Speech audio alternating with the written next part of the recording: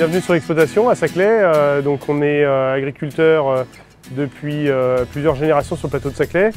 Donc on a connu les différentes évolutions liées à tous les enjeux de la région et du territoire de Saclay.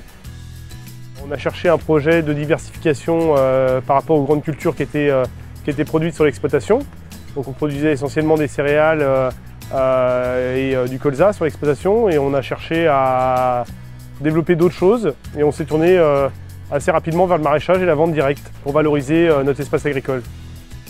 Aujourd'hui, on a 25 hectares de fruits et légumes cultivés, donc à la fois une partie sous serre, une partie la plus importante qui est en légumes de plein champ, et aussi une partie de vergers, d'arbres fruitiers, donc pommes, poires principalement. C'est principalement une clientèle locale qui consomme nos produits, donc qui habite dans les communes du plateau de Saclay ou limitrophes. Quelques-uns viennent d'un peu plus loin, mais la grande majorité vraiment vient du territoire. Et également, une petite partie de la production est vendue sous forme de panier dans les entreprises, et une autre partie sous forme de commandes groupées auprès des étudiants qui sont tous arrivés sur le plateau de Saclay.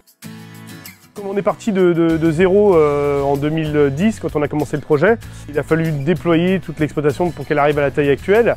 Et finalement, on n'a fait qu'accompagner la demande des consommateurs, et ça marche principalement par du bouche à oreille, puisque on a juste quelques informations des fois qu'on diffuse sur les réseaux sociaux ou par le biais de notre page internet de la ferme. Mais principalement, c'est du bouche à oreille, des gens qui passent devant, qui par hasard, qui ne connaissaient pas, qui s'arrêtent. Alors on se dit peut-être qu'on répondait à une attente des clients, enfin en tout cas nous on fait quelque chose qui nous plaît aussi. Et c'est surtout ça, je pense qu'on a réussi à trouver une diversification qui nous plaît, et on a réussi à proposer quelque chose qui plaît aux clients, donc c'est voilà, donnant-donnant. On entend parler de plus en plus, notamment par rapport aux problématiques énergétiques et de résilience des territoires. Le fait de manger local, ça fait déjà vivre un agriculteur à côté de chez soi, ça fait vivre une économie agricole, parce qu'on a aussi toute une équipe autour de nous qui travaille. Et ça fait vivre un territoire. Pour moi, ça a du sens. Le fait de manger local de saison, ça permet de manger sain et sans non plus que ça coûte forcément beaucoup plus cher, parce que quand c'est la saison, voilà, le légume reste bon marché, quoi. Quand le client arrive dans le point de vente, bah, c'est la surprise. Ah bah il y a ça y est, la saison a démarré.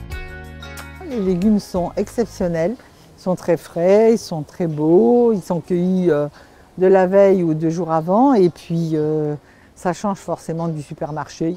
Il y a une ambiance aussi, on se connaît tous, on échange des recettes avec des produits frais, etc. On suit les saisons et puis les aléas aussi du métier d'agriculteur, la météo qui est favorable ou pas favorable, enfin voilà, on a des bonnes et des mauvaises surprises avec la nature, quoi.